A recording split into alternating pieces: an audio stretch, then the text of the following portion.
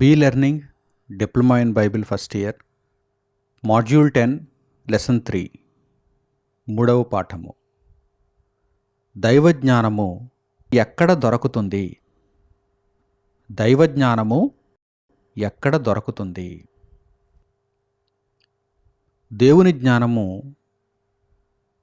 ఈ ప్రకృతిలో, ఈ సృష్టిలో, విశ్వంలో ఎక్కడైనా దొరుకుతుందా? దేవుని జ్ఞానము ఉండేటువంటి చోటు ఏదైనా ఉందా? దొరికేటువంటి ప్రాంతం ఏదైనా ఉందా? భూగ్రహం మీద ఎక్కడైనా దొరుకుతుందా? చంద్రునిపై ఎక్కడైనా దొరుకుతుందా?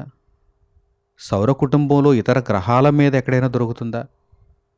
లేక విశ్వంలో మరెక్కడైనా దొరుకుతుందా?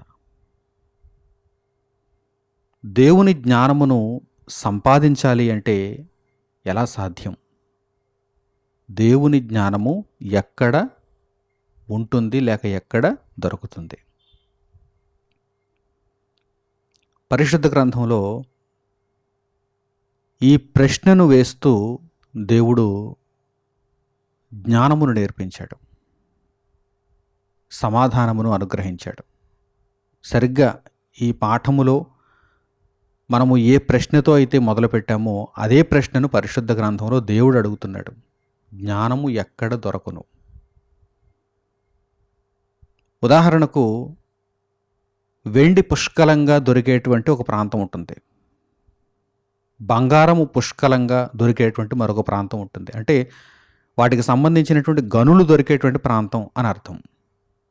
దానిలో నుండి చక్కగా వెండిని బయటకు తీస్తారు, దానిలో నుండి చక్కగా బంగారాన్ని బయటకు తీస్తారు. అలాగే ఇనుముకు సంబంధించినటువంటి గనులు ఎక్కడైతే ఉన్నాయో అక్కడ ఇనుము దొరుకుతుంది. ఆ గనులలో, ఆ త్రవ్వకాలలో, ఆ ఖనిజాల నుండి శుద్ధి చేసిన తర్వాత ఇనుము దొరుకుతుంది, రాగి దొరుకుతుంది, ఇత్తడి దొరుకుతుంది. ఇలా అనేకమైనటువంటి పదార్థాలకు, విలువైనటువంటి సొత్తులకు ఆయా చిరునామాలు ఉన్నాయి, ఆయా ప్రాంతాలు ఉన్నాయి, అవి దొరికేటువంటి స్థలాలు ఉన్నాయి. మరి దేవుని జ్ఞానము ఎక్కడ దొరుకుతుంది? ఈ సందర్భాన్ని పరిశుద్ధ గ్రంథంలో యోబు గ్రంథమందు మనము చూడవచ్చు. పరిశుద్ధ గ్రంథము నుండి యోబు గ్రంథము 28వ అధ్యాయము ప్రారంభం నుండి మీరు చూస్తే దేవుడు అక్కడ అన్నిటినీ ప్రస్తావింపజేస్తున్నాడు. వెండికి గని కలదు, పుటము వేయు సువర్ణమునకు స్థలము గలదు, ఇనుము మంటిలో నుండి తీయుదురు, రాళ్ళు కరిగించి రాయి తీయుదురు. ఇలా దేవుడు ప్రతిదానిని కూడా, ఇదిగో మనుషుల మధ్య విలువైనవి, గొప్ప గొప్పవి ఎక్కడెక్కడ దొరుకుతాయో మీకు తెలుసు కదా అని దేవుడు ఇక్కడ ప్రస్తావింపజేస్తూ తర్వాత ఏమడుగుతున్నాడు చూడండి. ఆయన ఏమని అడిగిస్తున్నాడు చూడండి భక్తుని చేత. యోబు గ్రంథము 28వ అధ్యాయము 12వ వాక్యం నుండి మీరు గమనించండి. యోబు గ్రంథము 28వ అధ్యాయము 12వ వాక్యం నుండి. అయితే జ్ఞానము ఎక్కడ దొరకును?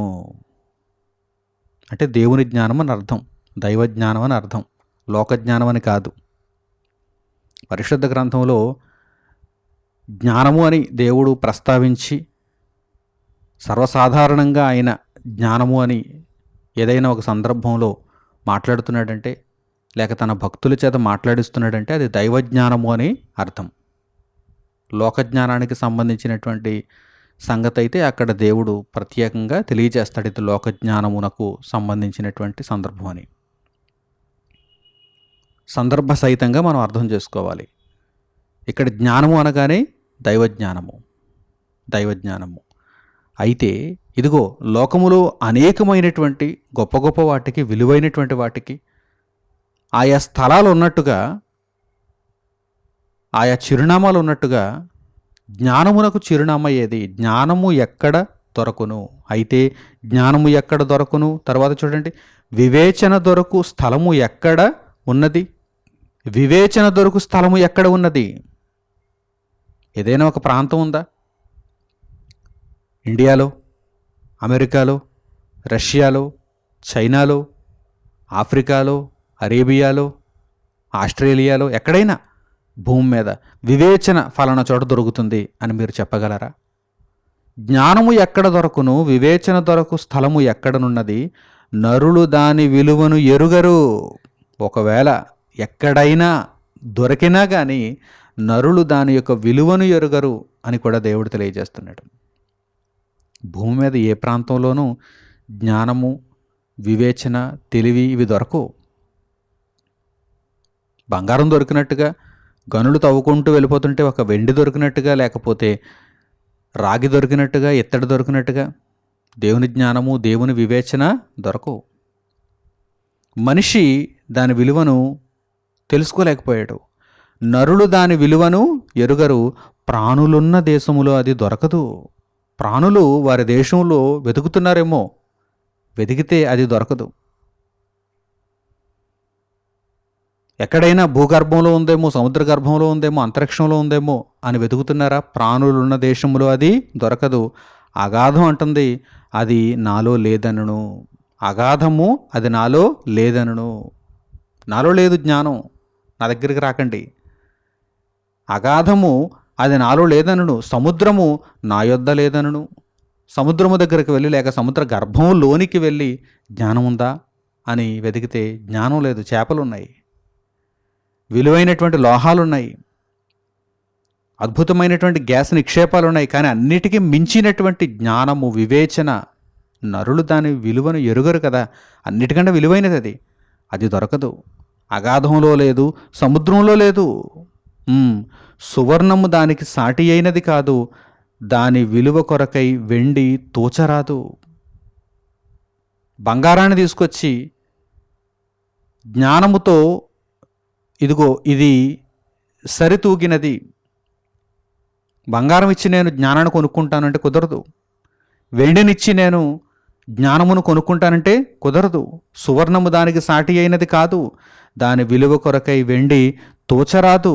తర్వాత చూడండి, అది ఓఫీరు బంగారమునకైనను, విలువగల గోమేధికమునకైనను, నీలమునకైనను కొనబడునది కాదు.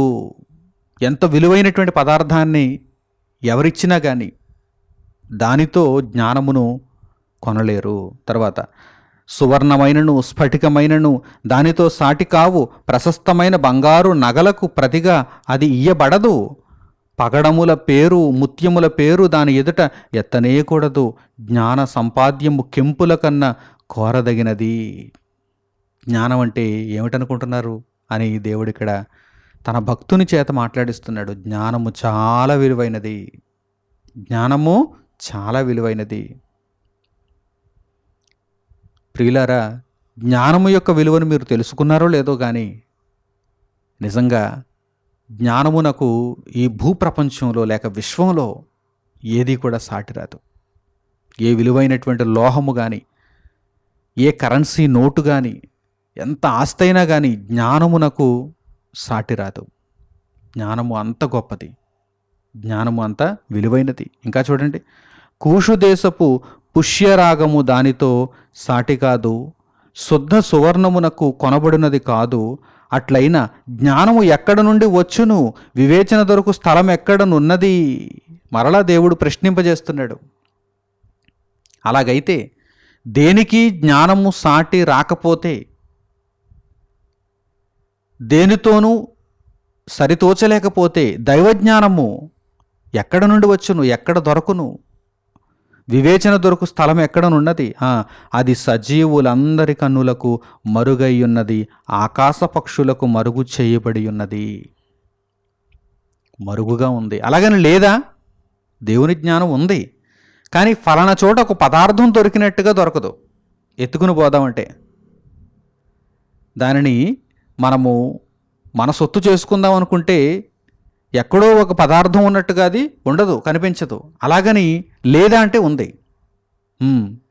అది సజీవులందరి కన్నులకు మరుగై ఉన్నది, దేవుడు మరుగుగా ఉంచాడు.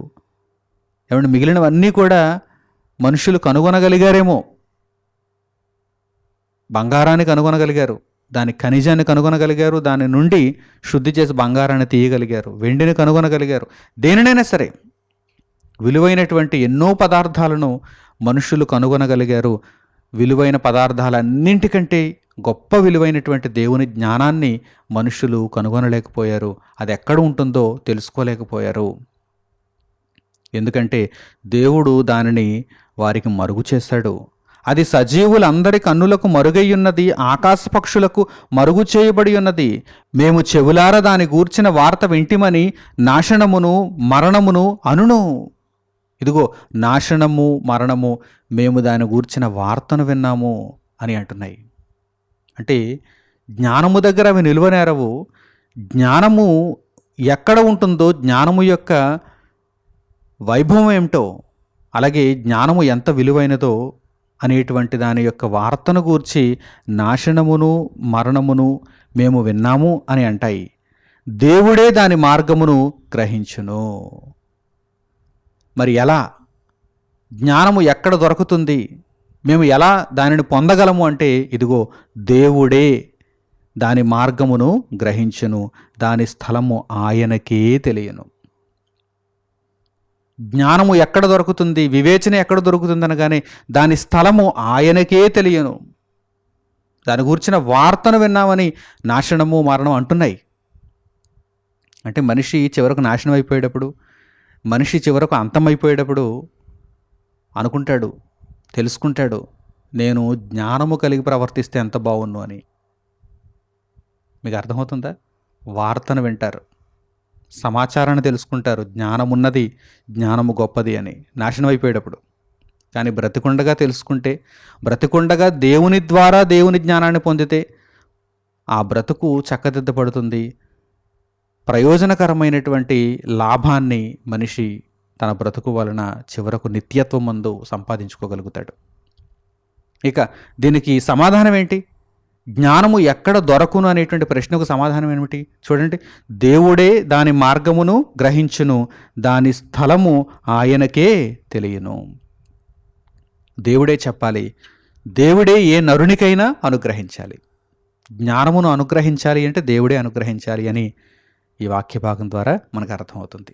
అలాగే అదే గ్రంథంలో, యోబు గ్రంథము 28వ అధ్యాయము 28వ వాక్యాన్ని కూడా చూడండి.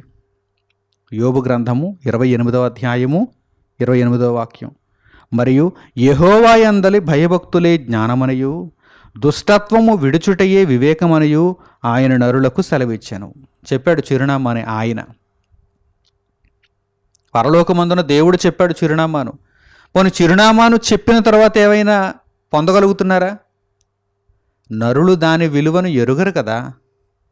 నరులు దేవుని జ్ఞానము యొక్క విలువను ఎరుగరు. కనుక ఇక్కడ సమాధానం దొరికేసింది.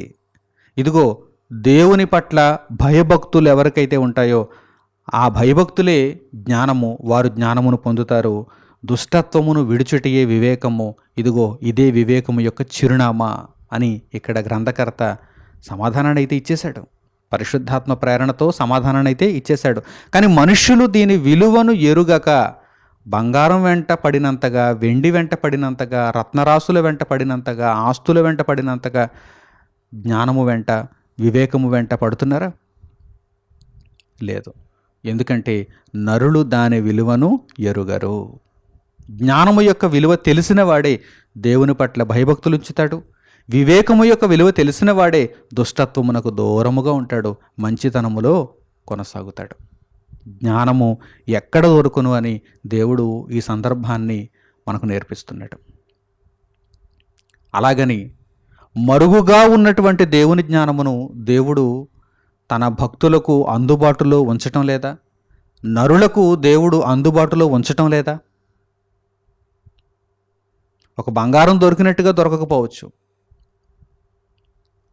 అలాగే ఏదైనా ఇతర లోహాలు, ఖనిజాలు లేక నిక్షేపాలు, నిధులు దొరికినట్టుగా దొరకకపోవచ్చు. కానీ దేవుడు కావాలి అనుకున్న వారికి, అపేక్షిస్తున్న వారికి అనుగ్రహిస్తున్నాడు. ఎలా అనుగ్రహిస్తున్నాడంటే, జ్ఞానము కేకలు వేసి పిలుస్తోంది. జ్ఞానము కేకలు వేసి పిలుస్తోంది. ఇదిగో రండి, నేర్చుకోండి, దైవజ్ఞానాన్ని పొందండి అని జ్ఞానము కేకలు వేసి పిలుస్తోంది అని దేవుడు వ్రాయించాడు.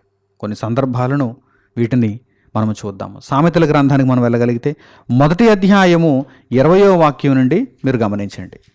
సామెతల గ్రంథము 1వ అధ్యాయము 20వ వాక్యం నుండి, జ్ఞానము వీధులలో కేకలు వేయుచున్నది, సంత వీధులలో బిగ్గరగా పలుకుచున్నది.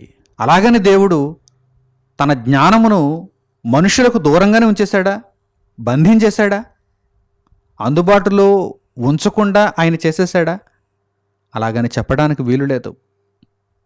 దేవుడు మనుషులకు జ్ఞానమును ఇదిగో అందుబాటులోనే ఉంచాడు. జ్ఞానము వీధులలో కేకలు వేయుచున్నది. మనిషి బ్రతుకు కాలంలో ఏదో ఒక సందర్భంలో మనిషికి దేవుని జ్ఞానం వినిపిస్తుంది, కానీ మనిషి ఆ మాటలను పట్టించుకోవడం. వీధులలో కేకలు వేయుచున్నది, సంత వీధులలో బిగ్గరగా పలుకుచున్నది, గొప్ప సందడి గల స్థలములలో ప్రకటన చేయుచున్నది, పురద్వారములలోను పట్టణములోను జ్ఞానము ప్రచురించుచు తెలియజేయుచున్నది. ఇదిగో ఎక్కడైతే అన్నిటిని మీరు వింటున్నారో, అన్నిటిని మీరు నేర్చుకుంటున్నారో, అక్కడ దేవుని జ్ఞానము కూడా మీకు వినిపిస్తోంది. అక్కడ దేవుని జ్ఞానాన్ని నేర్చుకునే అవకాశం కూడా మీకు కలుగుతోంది అని దేవుడు తెలియజేశాడు. ఉదాహరణకు ఈరోజు మనుషులు ఎక్కువగా వేటిని వింటున్నారు? వార్తా కథనాలను వింటున్నారు, న్యూస్ కథనాలు వింటున్నారు. అలా వినడానికి ఎక్కువగా వారు సామాజిక మాధ్యమాల మీద ఆధారపడుతున్నారు. ఆ సామాజిక మాధ్యమాలలో దేవుని వార్తలు కూడా వినిపిస్తున్నాయి కదా, దేవుని వాక్యము కూడా వినిపిస్తోంది కదా, అలాగే సువార్త ప్రకటనలు జరుగుతున్నాయి కదా. జ్ఞానము వీధులలో కేకలు వేయుచున్నది, సంత వీధులలో బిగ్గరగా పలుకుచున్నది. వినేవారేరి, గ్రహించేవారేరి, కావాలనుకునేవారేరి, అసలు దాని విలువను ఎవరైనా తెలుసుకున్నారా అని దేవుడు ప్రశ్నిస్తున్నాడు కదా. ఎలా జ్ఞానము కేకలు వేయుచున్నదో చూడండి. ఎట్లనగా, జ్ఞానము లేని వారలారా మీరెన్నాళ్ళు జ్ఞానము లేనివారుగా ఉండకూడదురు, అపహాసకులారా మీరెన్నాళ్ళు అపహాస్యము చేయుచు ఆనందింతురు, బుద్ధిహీనులారా మీరెన్నాళ్ళు జ్ఞానమును అసహ్యించుకొందురు. నా గద్దింపు విని తిరుగుడి, ఆలకించుడి, నా ఆత్మను మీ మీద కుమ్మరించుదును, నా ఉపదేశమును మీకు తెలిపెదను అంటున్నాడు దేవుడు. ఏది, మనుషులలో ఎవరికైనా ఇటువంటి ఆశ ఉన్నదా? నేను దేవుని జ్ఞానాన్ని నేర్చుకోవాలి, అన్నిటికంటే విలువైనటువంటి ప్రతి సొత్తు కంటే దేవుని జ్ఞానము మహావిలువైనది కనుక దేవుని జ్ఞానాన్ని నేను పొందాలి అనేటువంటి ఆలోచన మనుషులకు ఉందా? దేవుడు ప్రశ్నిస్తున్నాడు. ఎన్నాళ్ళు ఇంకా అలా ఉండిపోతారు? జ్ఞానము లేకుండా ఉండి నశించిపోతారు. ఎన్నాళ్ళు ఇంకా బుద్ధిశూన్యులుగా ఉండి నశించిపోతారు. ఎన్నాళ్ళు ఇంకా వివేక శూన్యులుగా ఉండి నశించిపోతారు. ఇదిగో రండి, నన్ను ఆశ్రయించండి, నేను మీకు జ్ఞానాన్ని అనుగ్రహిస్తాను అంటున్నాడు దేవుడు. నేను మీ మీద నా ఆత్మను కుమ్మరించుదును, మీకు జ్ఞానాన్ని అనుగ్రహిస్తానంటున్నాడు దేవుడు. కానీ సుముఖత చూపించేవారే లేరండి. ఈరోజు దేవుని జ్ఞానమును ఉచితముగా ప్రకటిస్తాము, ఉచితముగా నేర్పిస్తాము అంటే తండోపతండాలుగా వచ్చేవారున్నారా? వేలాదిగా లక్షలాదిగా రూపాయలను చెల్లించి లోక విద్యను నేర్చుకోవడానికి ఎంతోమంది తహతలాడుతున్నారు. ఎందుకంటే జానుడు పొట్టను నింపుకోవడానికి, తర్వాత బాగా సంపాదించడానికి వేలాదిగా లక్షలాదిగా ఫీజులు కడుతున్నారు. మీకు అర్థమవుతుందా? మరి దేవుని జ్ఞానాన్ని నేర్పిస్తాము అంటే ఎవరైనా వస్తున్నారా? ఎవరైనా ముందుకడుగు వేస్తున్నారా? లేదు. ఎందుకని వారు దేవుని జ్ఞానము యొక్క విలువను ఎరుగరు. వారు దేవుని యొక్క జ్ఞానమునకు ఉన్నటువంటి విలువను ఎరుగరు. అదే ఇక్కడ దేవుడు రాయించాడు. అలాగని దేవుడు జ్ఞానమును అందుబాటులో ఉంచలేదంటే ఉంచాడు. దేవుడు జ్ఞానమును అందుబాటులో ఉంచాడు. ఇదిగో ఒక సంత వీధిలో కేకలు వేయుచున్నట్టుగా, పురద్వారములలో కేకలు వేయుచున్నట్టుగా, పట్టణములో కేకలు వేయుచున్నట్టుగా, బహిరంగ ప్రదేశంలో కేకలు వేయుచున్నట్టుగా దేవుని జ్ఞానాన్ని ఆయన చూపిస్తున్నాడు. కానీ గ్రహించేవారు లేరు, వెంబడించేవారు లేరు, ఆశ్రయించేవారు లేరు అని దేవుడు ఇక్కడ తెలియజేస్తున్నాడు. ఎన్నాళ్ళు ఇలా ఉండిపోతారు అని దేవుడు ప్రశ్నిస్తున్నాడు. అలాగే సామెతల గ్రంథము 8వ అధ్యాయము 1వ వాక్యము నుండి చూడండి. సామెతల గ్రంథము 8వ అధ్యాయము 1వ వాక్యము నుండి మీరు గమనించండి. జ్ఞానము ఘోషించుచున్నది. మరలా ఇక్కడ ఆ సందర్భం వచ్చింది. జ్ఞానము ఘోషించుచున్నది అంటే గొప్పగా భేకరించుచున్నది, అరచుచున్నది అని అర్థం. జ్ఞానము ఘోషించుచున్నది, వివేచన తన స్వరమును వినిపించుచున్నది. త్రోవ ప్రక్కను రాజవీధుల మొగలలోను నడి మార్గములలోనూ అది నిలుచుచున్నది. గుమ్మముల యొద్దను పురద్వారమునొద్దను పట్టణపు గవునుల యొద్దను నిలువబడి అది ఎలాగు గట్టిగా ప్రకటన చేయుచున్నది.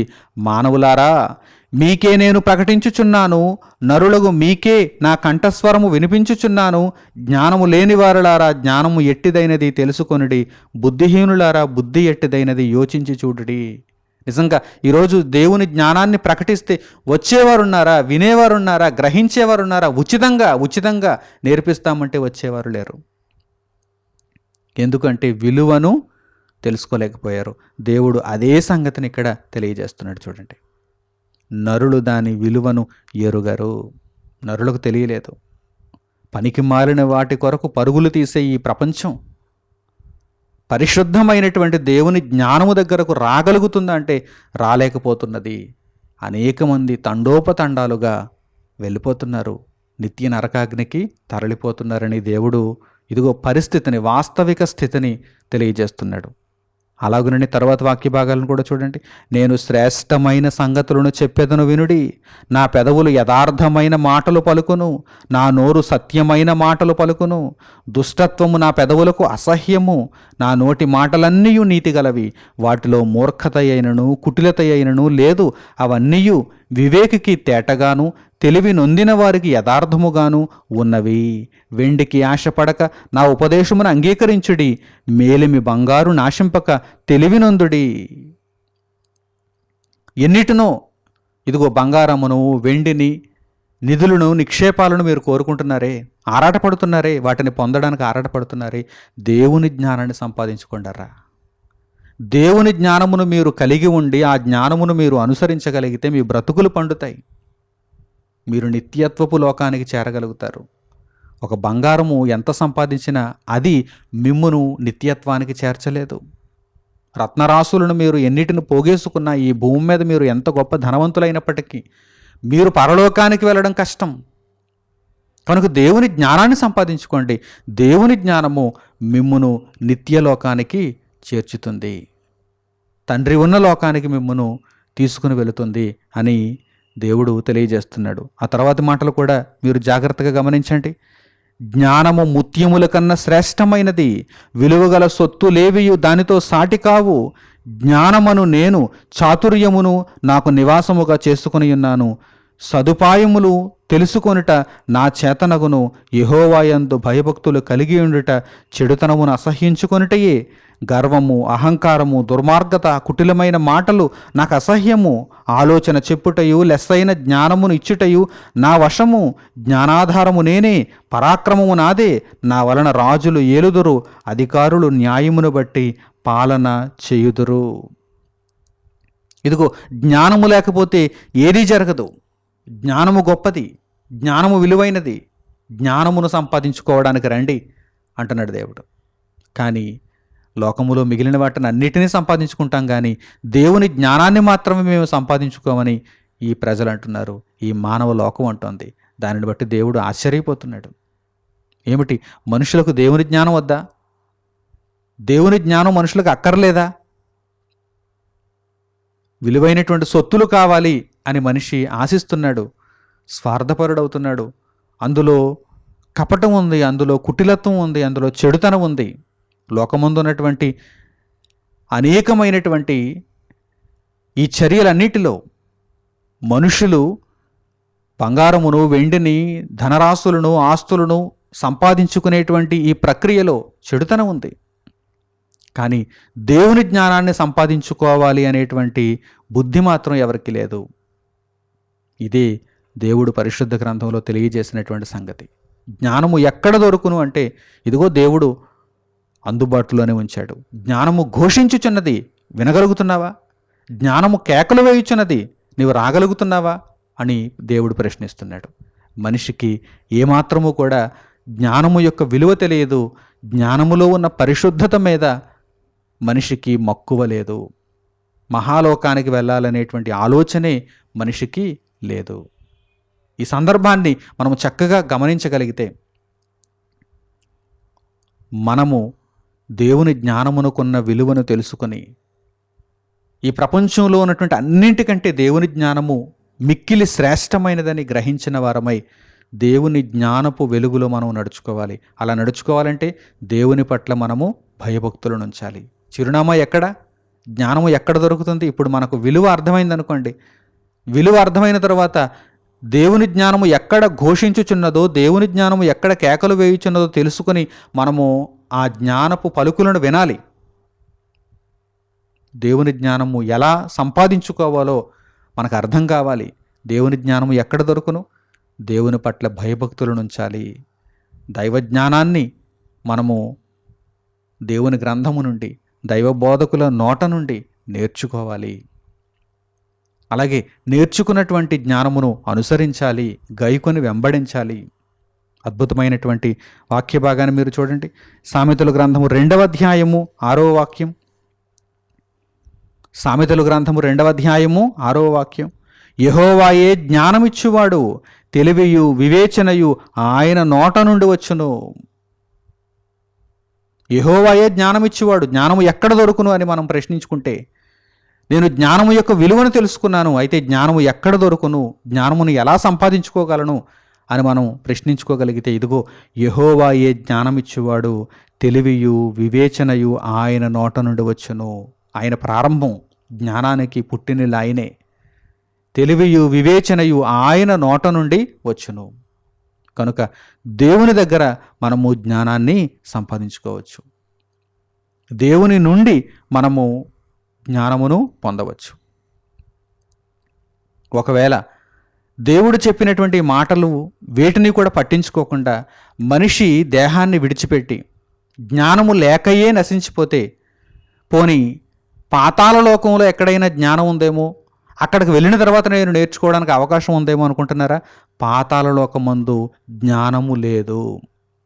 ఒకవేళ జ్ఞానాన్ని మనం పొందగలము అంటే, ఇదిగో శరీరమందు మనము బ్రతికి ఉన్నటువంటి ఈ జీవిత కాలంలోనే దేవుని యొద్ద నుండి పొందగలం తప్ప, ఈ భూమి మీద నేను నా ఇష్టానుసారంగా జీవించేస్తానండి ఒక 70 ఏళ్ళు 80 ఏళ్ళు, తర్వాత ఆయుష్ ముగిసిపోతుంది, దేహాన్ని విడిచి నేను వెళ్ళిపోతాను, అక్కడ తీరుబడిగా ఉంటుంది కదా, పాతాళ లోకంలో ఏ పని ఉండదు కదా, తీరుబడిగా ఉంటుంది కదా, అక్కడికి వెళ్ళి నేను జ్ఞానాన్ని నేర్చుకుంటాను అంటే అక్కడ జ్ఞానము దొరకదు, అక్కడ జ్ఞానము లేదు అంటున్నాడు దేవుడు. అందువలన ఇప్పుడు మనము తొందరపడాలి. పాతాళమందు జ్ఞానము లేదు. చూడండి, ప్రసంగి గ్రంథము 9వ అధ్యాయము 10వ వాక్యం. ప్రసంగి గ్రంథము 9వ అధ్యాయము 10వ వాక్యాన్ని మీరు గమనించండి.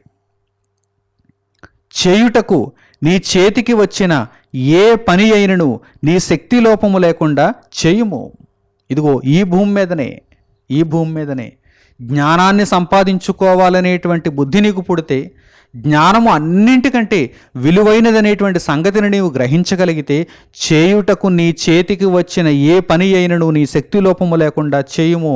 నీవు పోవు పాతాళమునందు పని అయినను, ఉపాయమైనను, తెలివి అయినను, జ్ఞానమైనను లేదు. అక్కడ నీకెవ్వరూ నేర్పించరు, అక్కడ జ్ఞానము లేదు. ఆ జ్ఞానాన్ని అనుసరించడానికి నీకు అవకాశమే లేదు. జ్ఞానం ఉన్నదనేటువంటి సమాచారం నీకు తెలుస్తుందేమో కానీ జ్ఞానమును నీవు పొందలేవు. పాతాళ లోకమందు జ్ఞానమును నీవు తెలుసుకున్న ఉపయోగమే ఉంది? దానిని అనుసరించలేవు కదా, దానిని వెంబడించలేవు కదా, దాని ప్రకారము నీవు జీవించలేవు కదా. నీ జీవితం భూమి మీద అయిపోయింది కదా. కనుక ఈ భూమి మీదనే, ఈ బ్రతుకు కాలంలోనే దేవుని జ్ఞానాన్ని ఉన్నతముగా నీవు నేర్చుకోవాలి, గ్రహించాలి. పాతాళమునందు దేవుని జ్ఞానము లేదు. పాతాళమునందు దేవుని జ్ఞానము లేదు. ఈ భూజీవిత కాలంలో దేవుడు మనకు అనుగ్రహించినటువంటి ఈ బ్రతుకు కాలంలో దేవుని జ్ఞానాన్ని మనం పొందాలి. దేవుని యొద్ద నుండి జ్ఞానమును మనము సంపాదించుకోవాలి. దేవుని యొద్ద నుండి దేవుని జ్ఞానాన్ని మనం సంపాదించుకోవాలంటే దేవుడు ప్రతిరోజు వచ్చి మనతో మాట్లాడతాడా? లేదు. దేవుడు తన మాటలను, తన భావాలను, తన మనస్సును పరిశుద్ధ గ్రంథమందు పొందుపరిచాడు. అంటే దేవుని వాక్యములో దేవుని జ్ఞానం మనకు దొరుకుతుంది. పరిశుద్ధ లేఖనములలో దేవుని జ్ఞానం మనకు దొరుకుతుంది. యెహోవాయే జ్ఞానమిచ్చువాడు, తెలివియు వివేచనయు ఆయన నోట నుండి వచ్చును అన్నప్పుడు దేవుడు తన మాటలను ప్రతిదినము మనకు ఎలా వినిపిస్తాడు? ఇదిగో ఆయన వ్రాయించినటువంటి లేఖనముల ద్వారా, పరిశుద్ధ గ్రంథములో ఉన్న వాక్య భాగముల ద్వారా మనం చదవడం కావచ్చు, లేక మనం ఎవరైనా చెప్పినప్పుడు వినడం కావచ్చు. ఈ సందర్భాల ద్వారా దేవుడు తన జ్ఞానాన్ని మన హృదయములలోనికి పంపిస్తాడు.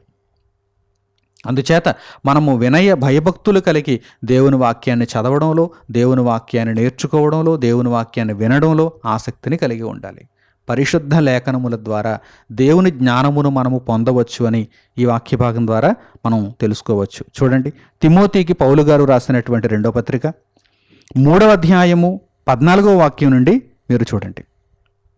పౌలు గారు తిమోతికి రాసినటువంటి 2వ పత్రిక 3వ అధ్యాయము 14వ వాక్యం నుండి, క్రీస్తు యేసునందుంచవలసిన విశ్వాసము ద్వారా రక్షణార్థమైన జ్ఞానము నీకు కలిగించుటకు శక్తిగల పరిశుద్ధ లేఖనములను బాల్యము నుండి నీ వెరుగుదువు గనుక నీవు నేర్చుకొని రూఢి అని తెలుసుకొన్నవి ఎవరి వలన నేర్చుకొంటివో ఆ సంగతి తెలుసుకొని వాటి యందు నిలుకడగా ఉండుము.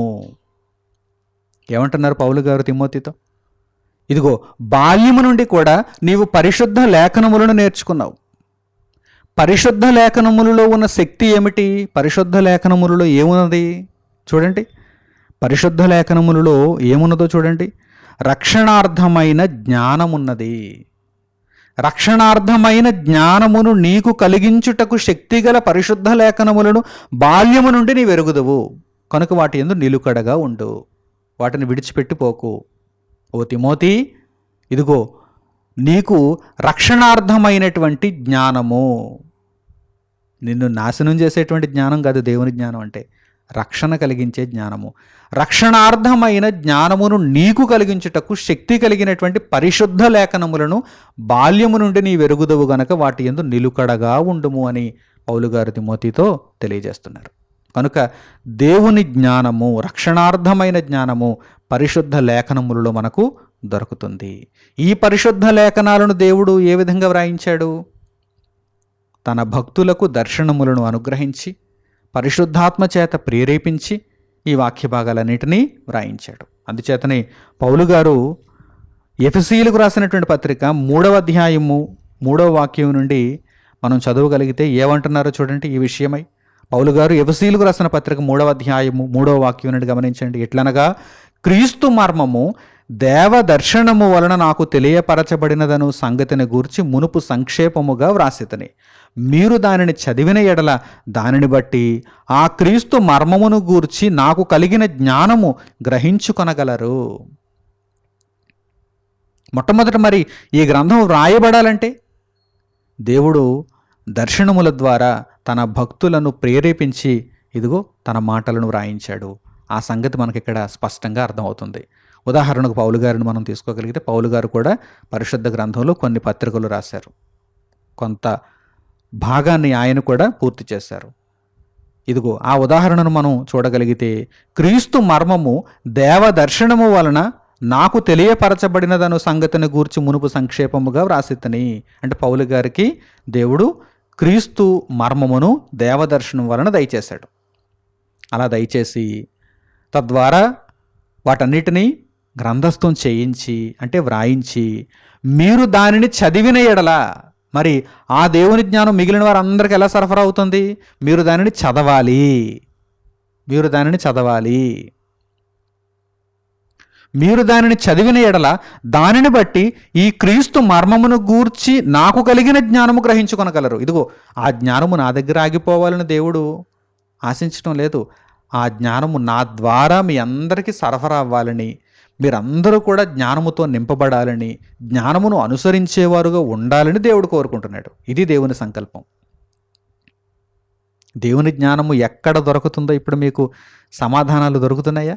దేవుని యొద్ద దొరుకుతుంది.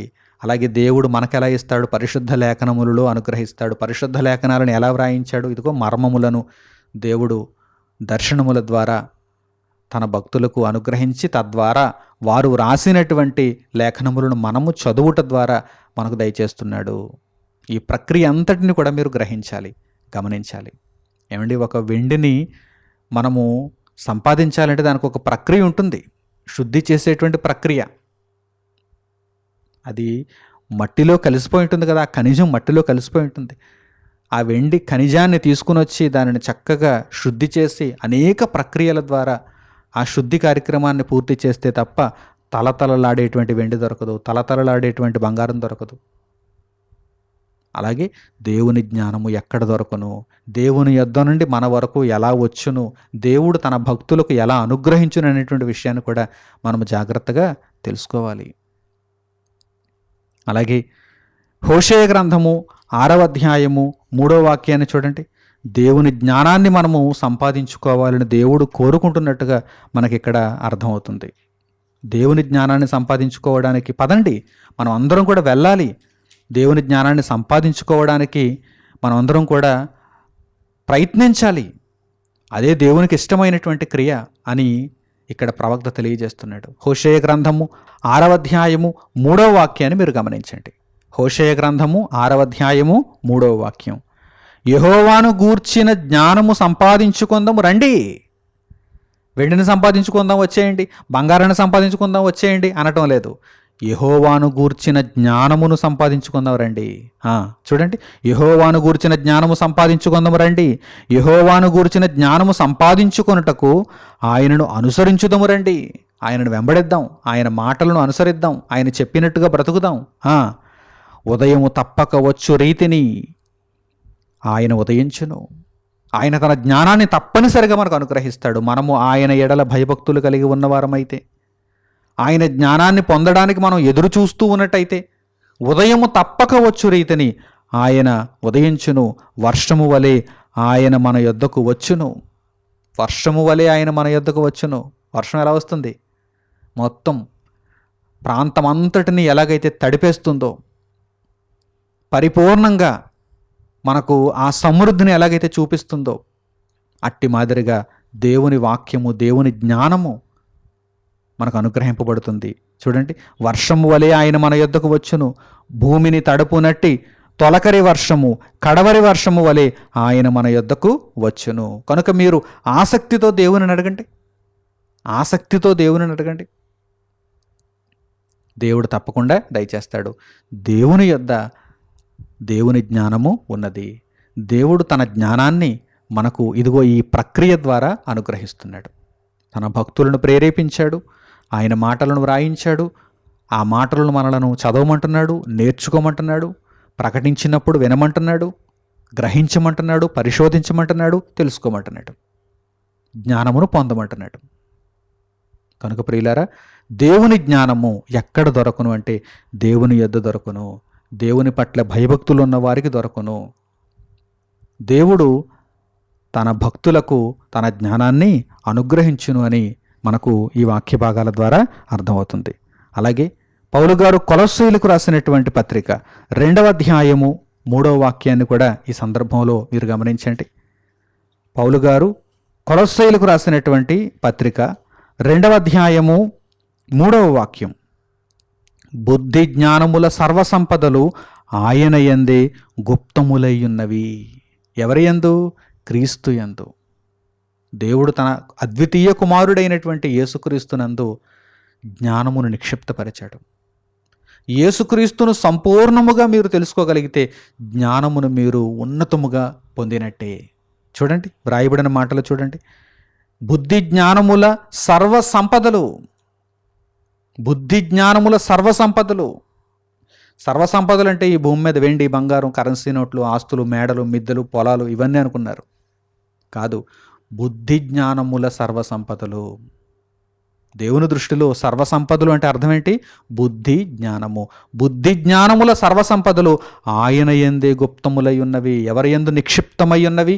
యేసుక్రీస్తునందు. యేసుక్రీస్తు అనగానే సిలువకు వేలాడుతున్నటువంటి అశక్తునిగా ప్రపంచం చూడగలుగుతోంది. కాదు, ఆయన సర్వశక్తిమంతుడు. బుద్ధి జ్ఞానముల సర్వసంపదలు ఆయన యందు గుప్తములై ఉన్నవి. కనుక ఆయనను ఆశ్రయించి, ఆయన రక్షణను మీరు స్వీకరించి, ఆయన మార్గములో నడుచుకోగలిగితే దేవుని జ్ఞానము మీకు దొరుకుతుంది. దేవుని జ్ఞానమును మీరు స్వతంత్రించుకోగలుగుతారు. దేవుని జ్ఞానము చేత రక్షింపబడతారు.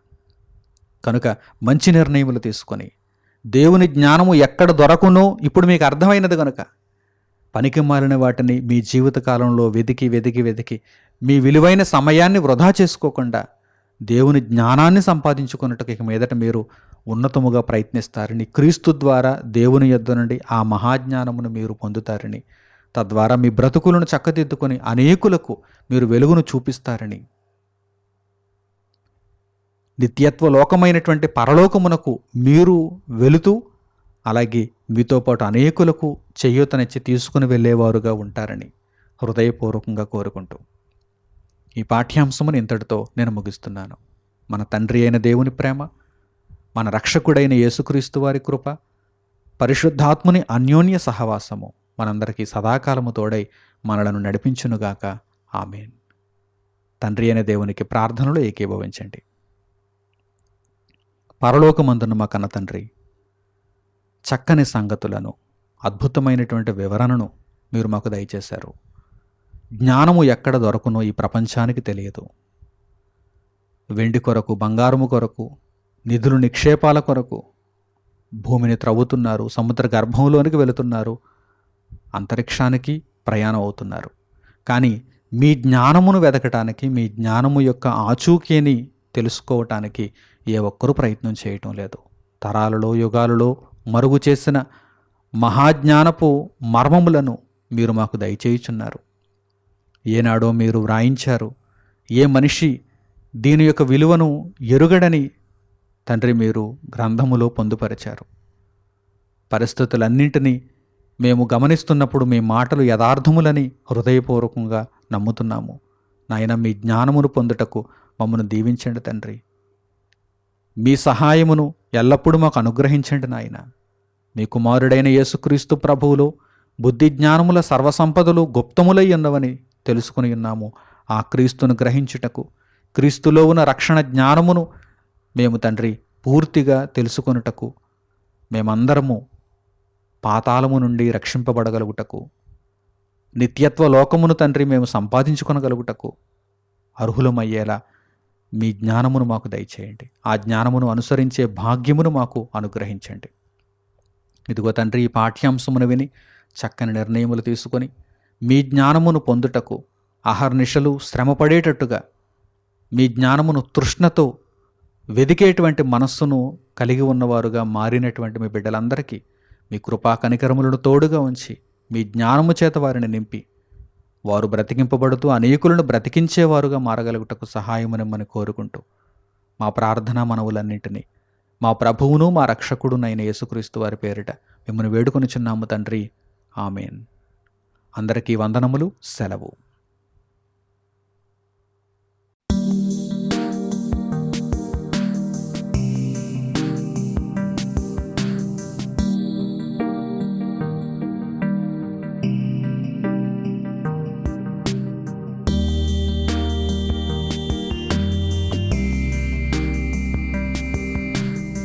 సహోదరులు మణికుమార్ గారు ప్రసంగించిన ఎన్నో ఆత్మ సంబంధమైన సంగతులను ఉచితముగా వీక్షించుటకు మా యూట్యూబ్ ఛానల్స్ను తప్పక దర్శించండి.